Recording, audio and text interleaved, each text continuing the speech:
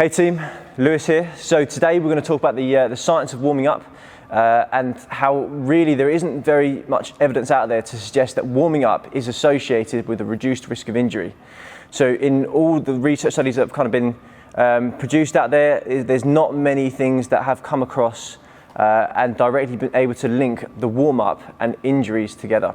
However, we do know that there's a lot more benefits to warming up from a performance perspective. And if we can create a more optimal way to perform, it's likely we are going to injure ourselves less because our body is in a better environment to train in. So now it kind of comes down to, why do we warm up? So we're trying to get ourselves physiologically prepared and psychologically prepared for exercise. So in doing that, by just going for a walk, starting to get yourself more active and just doing some very light exercise will start to get your body prepared and moving and changing, ready to perform movement. If you go from sitting down at a desk all day to then jumping up and trying to run around, the body's not quite ready yet. So we've got to try and get something in place to make sure it is ready and going to perform effectively. The physiological adaptations we get from warming up are things like the loosening of joints through the reduction of viscous resistance within the joint, which allows us to have a smoother movement pattern. The increase in blood flow to the muscle, which then means we have a higher supply of oxygen going to the muscles already. So when you're going to perform a jump, a run, a squat, you've already got some oxygen there ready for the muscle to use and not just having to get it in all very sharp and very quick.